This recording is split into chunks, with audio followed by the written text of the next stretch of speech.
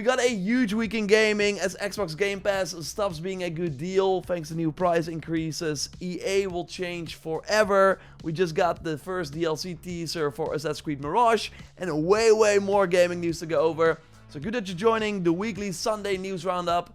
And let's go. Starting with the biggest news of the week, or I would argue the next story is bigger, but this one certainly got the most people talking. Xbox Game Pass Ultimate is increasing in price by 50%. They are also changing the names of the other tiers. Game Pass Core is now called Essential. This will give you 50 plus games, cloud gaming and online console multiplayer for $10 a month. Then, what was formerly called Standard is now Premium. The costs are mostly the same, still $15 a month. You get access to mostly older titles, and Microsoft now confirms that you will get the games that they publish within a year. Except for Call of Duty, that will come either later than a year or maybe never to that tier. But if you still want the day one titles, you need to pay $30 for Game Pass Ultimate, up from $20. They did add some extra benefits, namely Ubisoft classic titles, EA Play and Fortnite Crew, which gives you V-Bucks and other perks. It starts in November. But I would argue that if you want to get your money's worth, you need to play a lot of games in the Ultimate tier and probably have no time for Fortnite. You also get better quality cloud gaming and 75 plus day one games a year, which kinda crazy. Mopar on Reddit made an image with the 2025 day one Game Pass editions, 50 titles, so apparently they're going to add more than 25 on top of that. It's not fun to only own an Xbox console right now. Your exclusives are going to other platforms, and the big benefit you had, being able to play these games for a relatively low price on day one,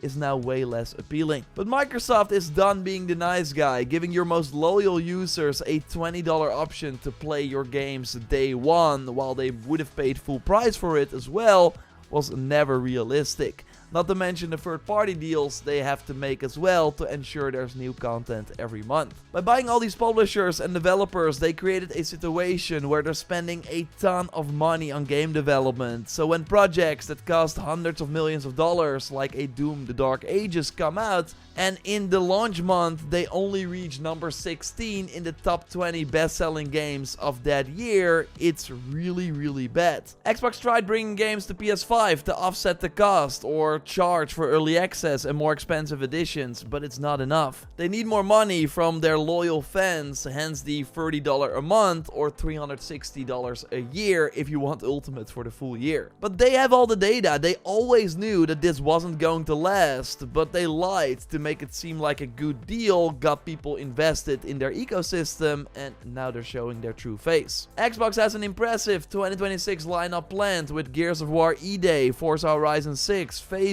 a rumored Halo remake, a new Call of Duty by Sledgehammer, and probably way more, like something from Bethesda that we don't know about yet. But even if you would play all those games day one, and I don't know if there's anyone who would be interested in all of these day one, then the $360 yearly price tag is still not a good deal. And if you want to subscribe for just one game and play it for at least 2 months, then you're better off buying it outright so you can play it at any time. So Xbox has lost a big advantage over PlayStation. They just do not seem to care anymore. Unless they suddenly make huge games like Elder Scrolls 6 exclusive for at least some time before bringing it to PlayStation, I honestly don't know why people would not jump to PlayStation 6 during the next generation. Because they can still play all the Xbox games and also all the PlayStation exclusives. And it really seems that Xbox does not care if you jump to PlayStation. It's a wild time. So why I think this next news story is bigger is because it will forever change EA as a publisher. We just don't know to what extent yet. Because yes, the deal we talked about in last week's rumor roundup is happening. EA is going to be acquired by Saudi Arabia's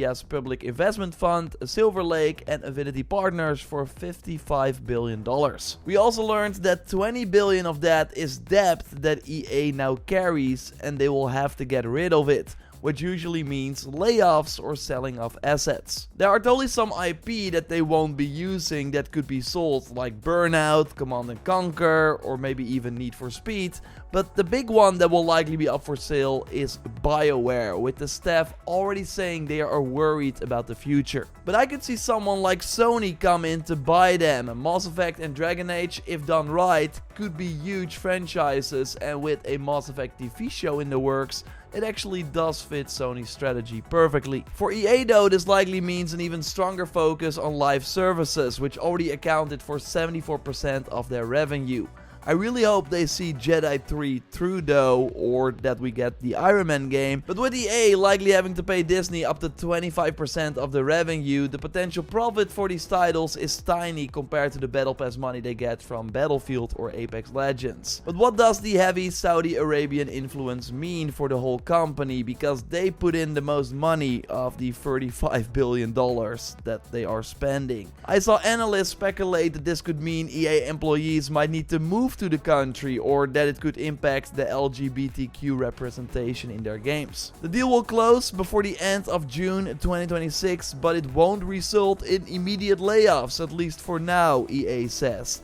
By the end of 2026 though, I think EA will probably look very different from the company we know today. There are way more wrinkles to this news story, but it's also a lot of speculation. We don't really know yet what will happen. Of course, your take, more than welcome in the comments down below. I'm curious. We got way more gaming news to go over, so sit back, of course, leave a like, that would really help me out, and subscribe, because we post one of these big gaming news roundup videos every Sunday. Time for quick shots, news stories I will go over quickly, starting with Vantage Studios, a name you might not know yet, but it's the new label for Ubisoft's so-called creative house, responsible for Assassin's Creed, Far Cry and Rainbow Six. Vantage Studios will take on development and expansion of these brands, building on the foundation of Ubisoft's experience and expertise, sharing services and technical resources, all while giving developers more hands-on control over the games they are building. So basically, because they will have leadership at Vantage Studios that only focuses on these franchises, feedback from players should be addressed and implemented faster. We also know that Vantage Studios got a $1.25 billion injection from Tencent, who owns 25% of this creative house,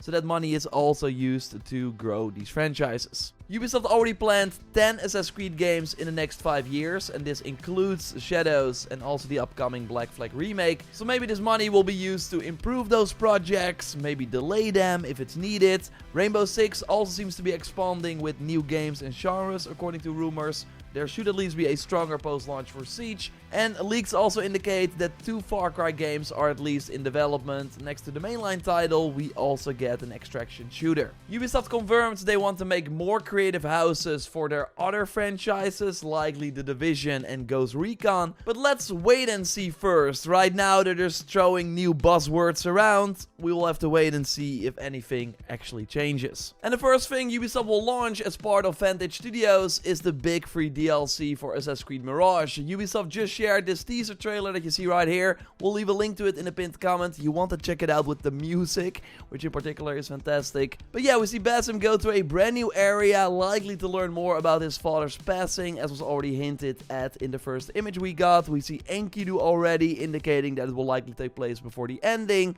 We can expect a full reveal tomorrow on October 6th. As you might know, I went to Ubisoft Bordeaux and got to see the DLC early, so expect a big video with everything you need to know here on the channel. Every week I look at the biggest leaks and rumors in the rumor roundup, and I give stars, with 3 being I believe it and 1 being let's take this with a huge grain of salt. First up, a new Lord of the Rings game is coming, according to sources to Insider Gaming, and it will be a third-person action game that is designed in a way to compete with Hogwarts Legacy. With Hogwarts Legacy now at 34 million copies sold, it makes sense that other companies with big franchises want to replicate that success.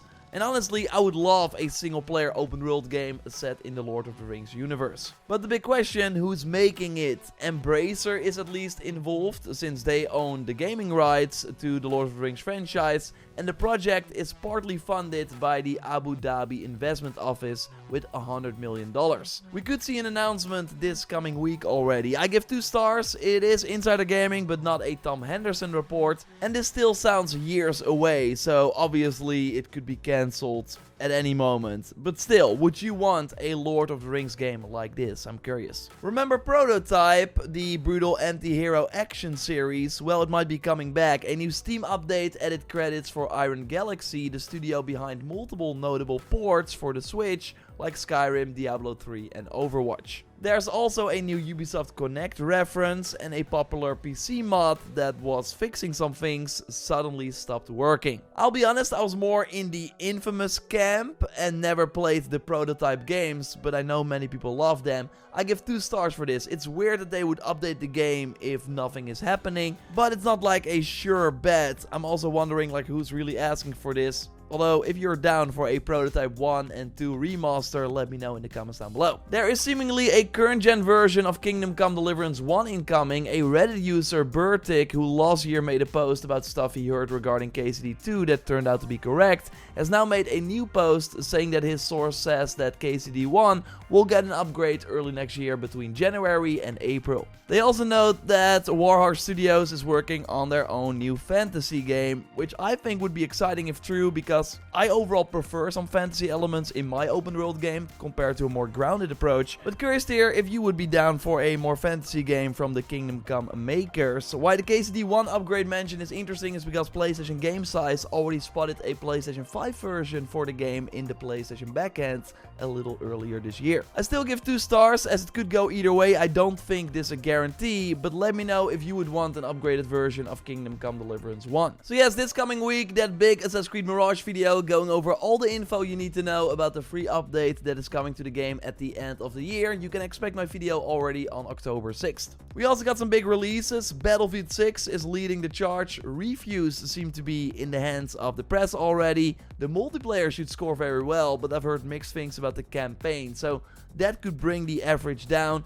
Still, I said it before, I think Battlefield 6 might be the biggest seller of 2025. We will see. Little Nightmares 3 is also launching this week. Maybe I'm not in the right bubble, but I see almost no buzz around this game. Let me know if you're picking it up. Of course, I will be playing more Ghost of Yotei. We got plenty of tips and tricks coming your way. I will be live on Monday for my weekly stream to discuss all the gaming news with you. Link in the video description. Hope to see you there. And check out more gaming news analysis by clicking on the screen. A like would be awesome. I will speak to you soon. Goodbye.